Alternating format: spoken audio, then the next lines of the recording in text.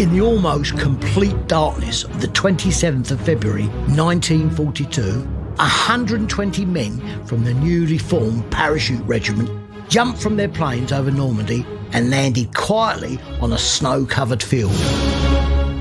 They were on the bold mission to steal technology from a new German radar installation that was causing heavy losses on Allied aircraft.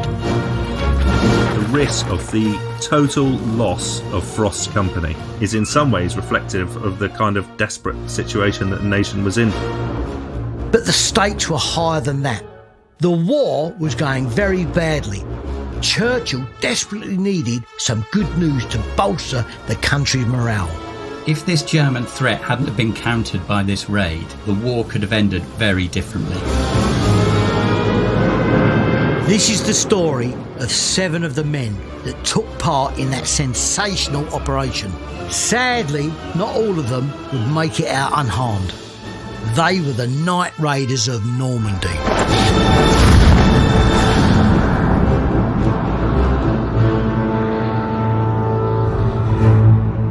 I'm Bruce Crompton, history fanatic, military antique collector and ex-paratrooper. In Amazing War Stories, you're going to hear about incredible actions, all taken from records housed in museum collections. It's only by unearthing these wonderful tales that I hope to keep these important institutions and the heroes contained within them alive for future generations.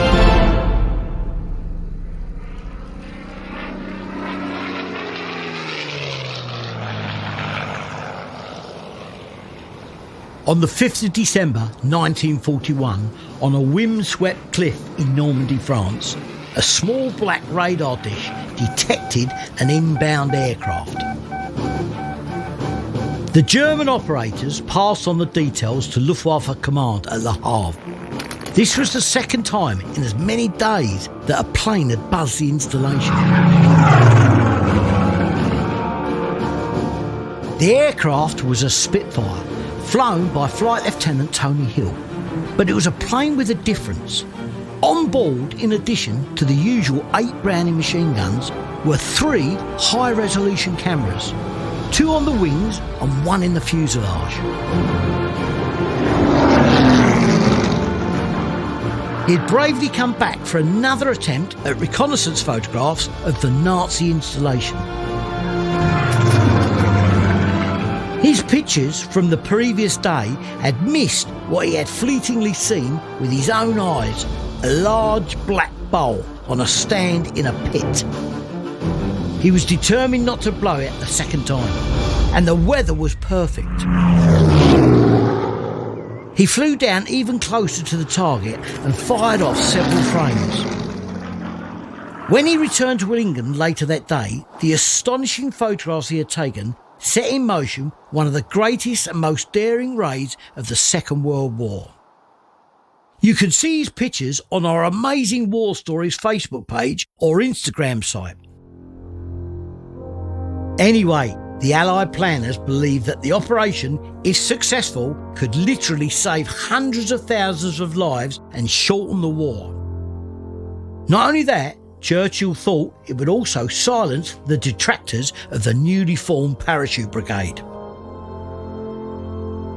One of my favourite places to see artefacts from this legendary unit is at the Airborne Assault Museum in Duxford.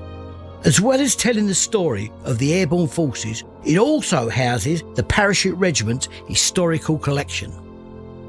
It's a wonderful exhibition, but I suppose I'm biased, however, being a former para myself. One display that always captures my attention is the amazing model planning boards which were created in preparation for this raid. They've now been designated as an exhibit of national importance, so if you get the chance, go and have a look. They're truly remarkable. John Baker is the curator of the museum, and he told me why the mission was so crucial. Operation Biting was absolutely critical for Britain, for Prime Minister Winston Churchill and for the Parachute Regiment. At this stage in the war, public morale was low. You had people living in cities and towns all across Britain who'd lost loved ones already in the conflict, and you also had extensive bombing of the UK.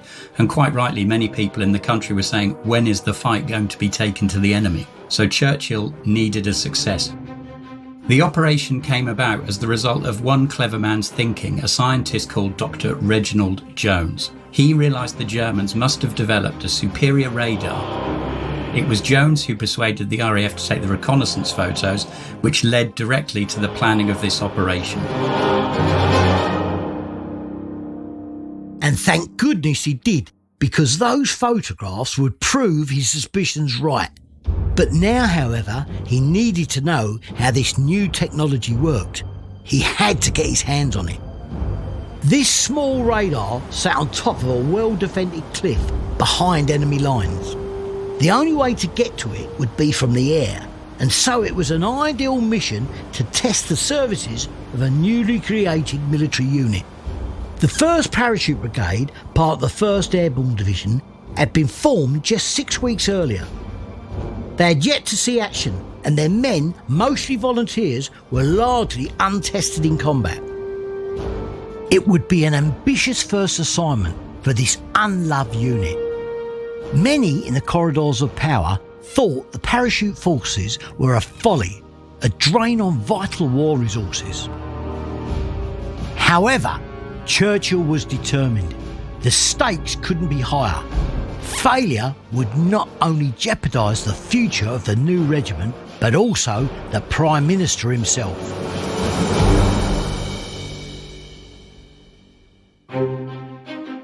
In Scotland, using the intelligence gleaned from Flight Lieutenant Hill's pictures, the planners at Combined Operation Headquarters in Loch Fyne worked on a plan to steal the German radar equipment. A successful operation, they believed, would require an entire company of parachutists. Not only that, the raiders would also need support from accompanying radar specialists, sapper engineers, commandos, RAF air cover and a flotilla of various naval vessels. It truly was a joint services operation. Churchill gave his approval and the raid was on. Troops from the Parachute Regiment 2nd Battalion were selected for this arduous mission. The Men of C Company were formed from tough volunteers from various Scottish regiments, including the famous Black Watch. But this wasn't just a Scottish operation. The earmarking of a troop of Welsh commandos to support the paratroopers' escape would mean this was a truly British mission, a national news story that would bolster a beleaguered nation. C Company was headed by Englishman Major John Frost. He was a determined officer who, born and raised in India, had seen some action in the Middle East but had yet to fight in Europe. The 30-year-old desperately wanted to get stuck in directly against the Germans. He was soon to get his wish. After being informed his company had been selected for a special assignment, Frost got straight to work. The next few months saw relentless jump training whilst the Combined Operations Group continued to work on every aspect of the attack. Lieutenant Colonel Richard Lewin is a current serving member of the Parachute Regiment and commanding officer of the 4th Battalion. Previously, he was second in command of 2 Para. He explained the complexities of planning a raid. Surprise is absolutely critical to an operation like this because it enables you to approach the objective from a direction of your choosing at a time of your choosing, but also you'll be doing it at a time that the enemy is least expecting you.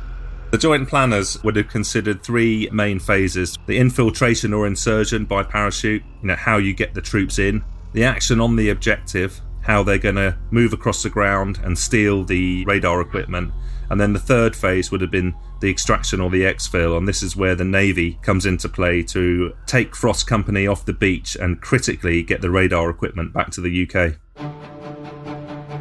Over in France, a French resistance agent, codenamed Charlemagne, was given orders to go and find out more about Bruneval for the British. The planners at Combined Operations thought a beach a few hundred metres south of the radar at the bottom of the cliff would be a perfect place for an exfil, but they needed to know precisely what was protecting it. Along with a colleague and posing as students from Paris, they approached the guard who manned the barrier crossing the beach road. Charlemagne explained he wished to see the sea for one last time before he went back to the city. The guard, probably bored and certainly not very bright, let the French agents through. Lois. On the walk down the road to the seafront, the agents noted 2 machine gun bunkers and barbed wire. So far, everything could be easily dealt with, Charlemagne thought. That was until he saw the signs that read Achtung Minen all over the place. Apparently, the whole cove was rigged to explode as soon as anybody touched foot on it.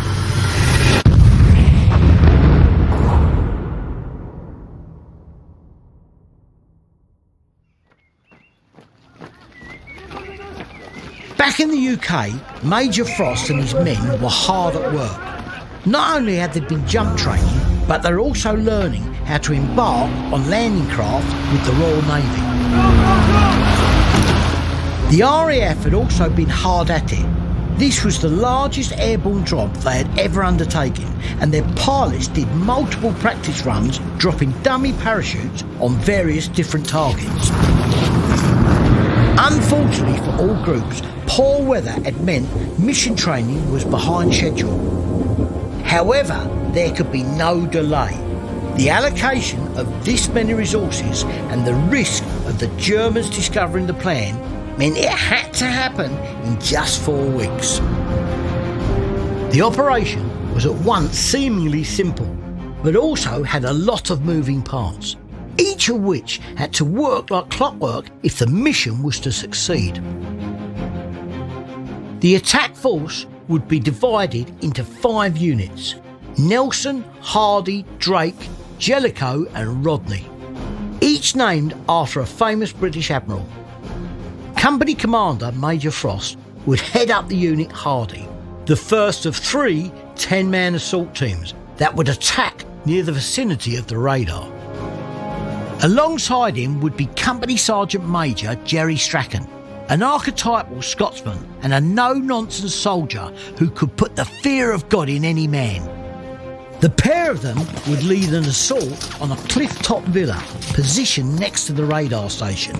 The building was believed to house the Luftwaffe soldiers who operated the dish and was therefore a key objective. Simultaneously, the second group, codenamed Drake, were to try and contain a group of the enemy soldiers based in buildings just north of the villa. This is where the planners thought the first counterattack would come from. Meanwhile, the 10 men from Jellicoe would capture the radar installation near the cliff edge. The key man in this team was actually an RAF flight sergeant called Charles Cox. He was absolutely crucial to the success of the raid, as he was considered to be the best radar technician in the country. The only problem was, despite being in the RAF, he had never been near a parachute. The common view of World War II parachuting is parachutists jumping out the side door of a Dakota. In this case, the converted Whitney bomber was exactly that. It was a bomber. You could fit 10 parachutists in, and they literally jumped through a hole or a pipe in the floor, which was located in the old bomb hatch. And the parachutists would sit on the edge of the tube and sort of drop themselves down and then out into the air, one at a time. This was known as jumping through the hole. The difficulties with this method of exit from the aircraft is the tightness of the pipe meant that it was difficult to carry your own personal equipment, so that had to be dropped separately. It was also the case that reserve parachutes weren't used because of the space. And finally, a parachutist had to get himself through the hole without bashing his nose on the opposite side. So that would have been at the forefront of their mind. 4 of the Whitleys would carry Lieutenant John Timothy and his group, codenamed Rodney. They would have the unenviable task of repelling any southern counterattack that might come from a garrison of Wehrmacht soldiers based in the nearby village of Bruneval. Finally, the last group, Nelson, had perhaps the most important task of all. 40 men strong, they were to take and hold the landing beach a few hundred metres away from the top of the cliff. Without them, there would be no escape. In charge of this key group was Scotsman Captain John Ross. Accompanying him was a young public school educated lieutenant called Ewan Basil Cyril Charteris, the son of a distinguished brigadier. Charteris, also known as Junior, was at 20 the youngest man in the attack and was very different from the rest of the burly Scots under his command. Nevertheless, he was still very well liked. On the 24th of February, training was finally over and the men prepared for action. Frost felt that despite their rushed preparations, they had more than a fighting chance, telling his commanding officer that C Company were an outstanding body of men. That Friday, in complete secrecy, the men loaded onto their lorries and travelled to the RAF base where the Whitley planes waited. For some, it would be their last time on British soil. The legend you're about to hear is taken entirely from eyewitness testimony and documents that were written shortly after the events. Everything is true, no matter how extraordinary it sounds. 1 minute. Red on. The light in the Whitley switched from red to green. Go! Shouted the RAF sergeants as the men of C Company jumped into the freezing air. The rustle of the parachute and the thump of the men landing in the snow was the only sound other than the planes flying overhead. So far, so good. It looked like the Germans were completely unaware of their presence. As far as Major Frost could tell, all groups had made the jump successfully. Running to the weapon canisters, the men grabbed their guns. They were incredibly lightly armed for such a mission, with mainly Lee Enfield rifles, Sten submachine carbines and Bren light machine guns. To go and fight a battle, a soldier has to carry, certain key bits of equipment, their weapons, their communications kit. In actual fact, soldiers over the years carry the same weight on average. The difference, of course, is the technology that's carried. Back in World War II, Frost's company carried bolt-action rifles and small submachine guns. And I think the heaviest weapon they would have had with them probably was a Bren gun. These days, we'd carry sort of slightly more advanced weaponry, but we'd carry more ammunition. But of course, the metric is what the enemy have. In 1942, the German soldiers defending the radar station were fairly rudimentary in their equipment also. Now, fully armed, Frost crunched off through the snow with his men to the rendezvous point. Once there, he encountered his first setback. Lieutenant Junior Charteris and 20 of his men were nowhere to be seen. Captain Ross and the remainder of Nelson Group would have to try and take the beachhead objective at the bottom of the valley by themselves. Frost knew it was impossible to change the plan. If Frost couldn't subdue the Germans who blocked the access to the beach, then they would all be captured for sure. Pushing this to the back of his mind, he and Hardy Group set off up the hill to capture the first objective, the cliff-top villa they called Lone House.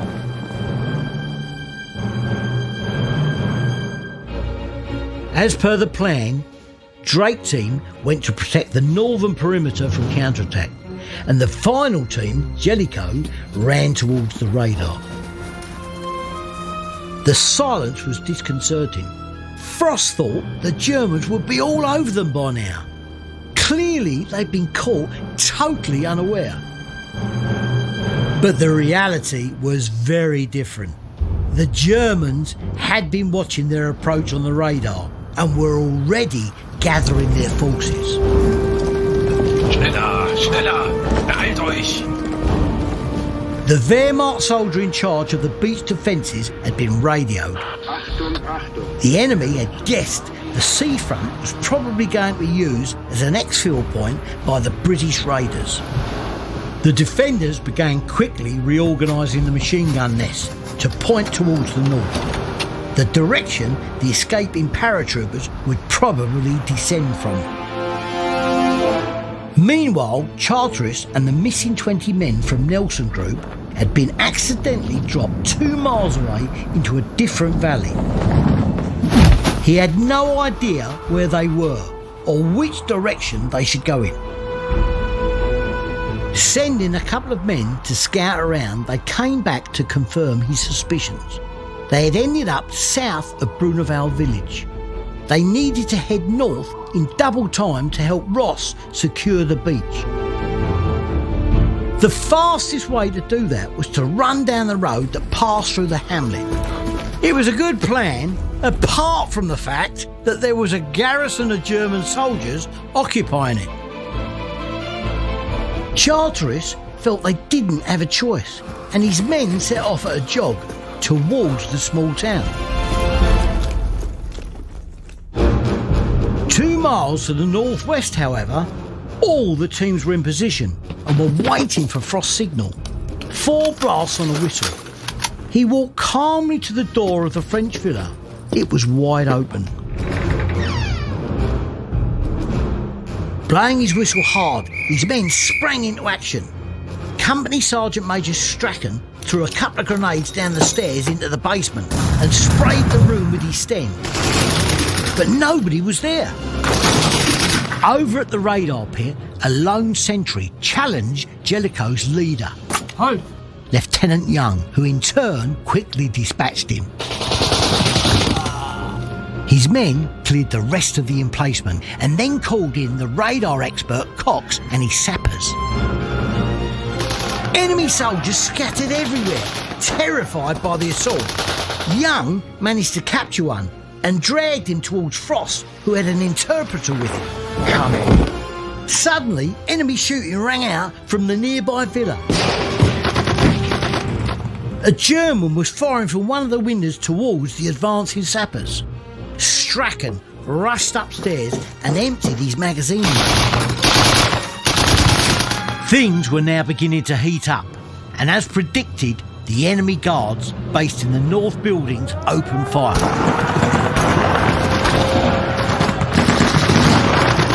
Team Drake responded, trying to suppress them.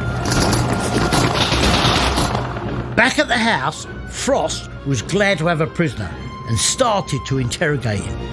The information he gave up was vital. Ask him what he knows. Yes, sir. Was weißt du? Apparently, there were about 100 soldiers to the north and over 200 in Bruneval. If this were true and all the enemy troops were brought to bear, Frost and his men would be severely outnumbered. I'm sure it would have taken enormous self-control not to become overwhelmed by these odds. It must have seemed like they had bitten off more than they could chew. Just then, as if to prove a point, a young private called McIntyre was killed, picked off by a sniper. It was the first death in C Company. The key trait that we look for in a paratrooper is ABI, and that stands for Airborne Initiative. And that means that when the chips are down and everything's going wrong, which is totally expected in the world of a paratrooper, that he has the good judgment to find their way through the problem and achieve the objective no matter what the situation. A good example of Frost's ABI was how he handled the information that was given to him by the German prisoner in terms of the overwhelming force that they were potentially going to face. Frost knew that if he overreacted to that information, he'd start affecting the plan that the other paratroopers were enacting on the ground, and he knew that his best chance was to put that information into a pocket, be aware of it, but to continue on with the operation as planned.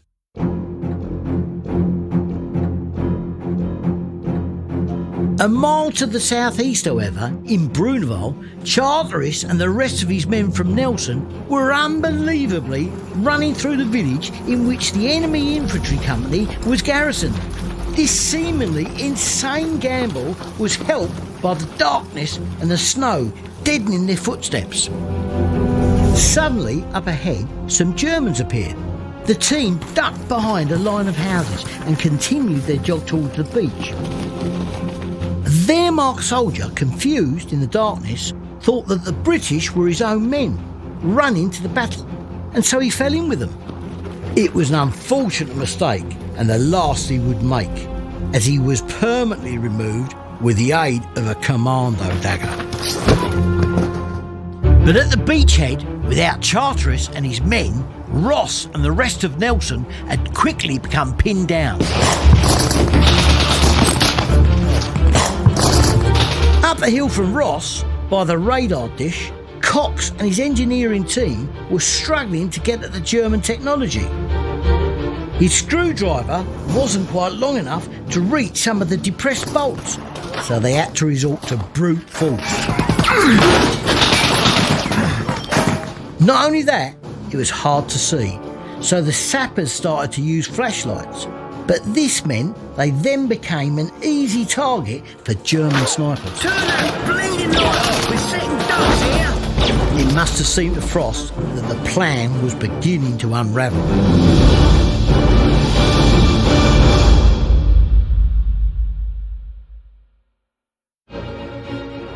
But the gods of fortune must have been looking after Frost and his men that night. Just as they were looking into the jaws of defeat, the raiders got a break. To the south, down in the valley, they heard a cry of Cabafay, the war cry of the Scotsman. Lieutenant Charteris and his team had arrived and were engaging the German defences, which were still pinning down Ross's men. Major Frost knew he had to move. He told the sappers that they had enough radar equipment. Anything else that they couldn't take, they were to photograph instead. They must take advantage of Charteris's arrival.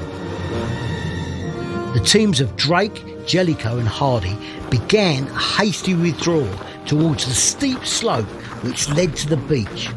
The going was slow as the ground was icy and uneven. But the sight of the paratroopers retreating emboldened the attacking Germans, and they began to press forward from the north.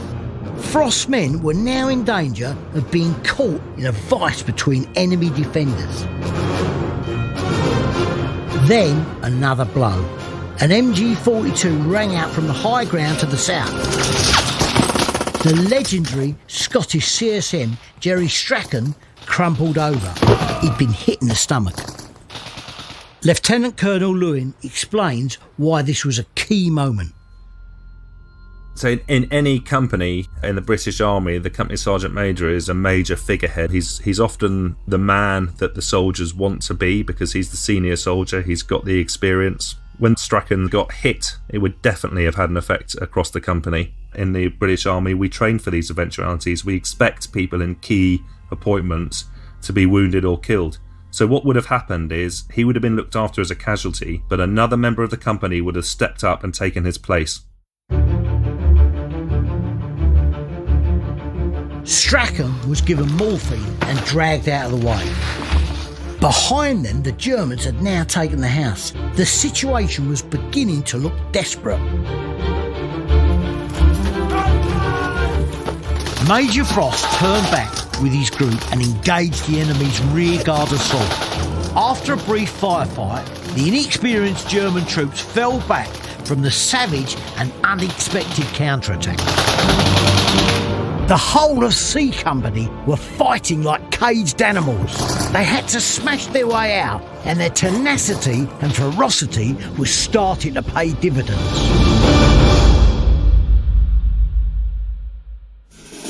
Down in the valley, the other part of Nelson Group, led by Charteris, scythed through the German beach defences.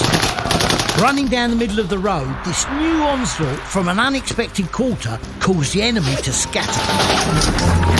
The time was about 2 a.m. They'd been fighting for over an hour and a half. On the now secured beach, the sappers started minesweeping, but they couldn't find anything. The German danger signs erected around the beach were just a bluff. It was totally clear. Frost was relieved. Finally, it looked like things were going their way.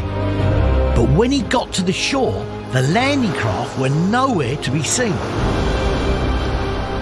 Not only that, Lieutenant Timothy, who was defending the flank with the Rodney team, got on the radio.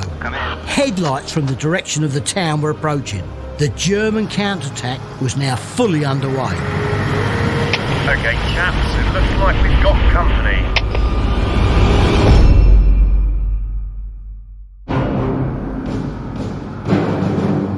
Frost ordered that flares be sent up to signal to the landing craft. If they didn't come soon, this whole operation would have been for nothing. Up above on the high ground, Timothy's men engaged the approaching Germans, and a ferocious firefight broke out. Frost was worried that if the enemy troops had mortars, it would soon be curtains for them. Stuck on the beach, it would have been like shooting fish in a barrel, as they had nowhere to hide. Out at sea, the British naval commander spotted the signal. As soon as they saw the flares, they started their run towards the beach. About 250 yards out, the radios finally came back into range. The paratroopers were understandably jubilant. With the evacuation underway, Timothy and his men began a fighting retreat to the beach, whilst the Welsh commandos set up a defensive perimeter. This time, it was the Germans who were pinned down, as the escaping paratroopers boarded the landing craft. At 3:15 a.m, the raiders were finally away. The last craft left the beach exactly 3 hours after the first paratroopers hit the ground. 30 minutes later, all the men and their precious cargo had been transferred to the powerful motor gunboats which took them back to Portsmouth. The raid was an unparalleled success. John Baker, curator of the Regimental Museum at Duxford, explained what impact it had. You just cannot overestimate the importance of this operation. It was front page news across all the papers. The photographs were distributed widely, the stories were published everywhere. But the PR value perhaps eclipsed the more important aspect of the raid. They learnt so much, not only from the prisoners they brought back, but also from the components. So they understood exactly how German radar worked, and they could extrapolate from that countermeasures to make it far less effective and protect our bomber forces. Stories such as these are so important, and we hope they'll encourage people to come and visit not only our museum to learn about the Parachute Regiment, but also the wide plethora of regimental museums across the UK.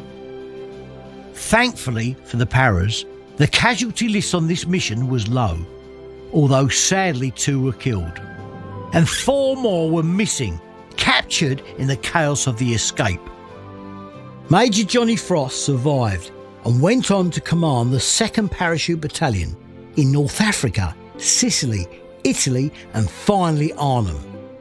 Post-war, he rose to the rank of Major General. Anthony Hopkins played him in the famous film A Bridge Too Far. It's amazing to think that despite the conflict they experienced, all but one of the 7 heroes survived through to the end of the war. Perhaps most heartbreakingly of all, it was the young Lieutenant Ewan Charteris who didn't make it.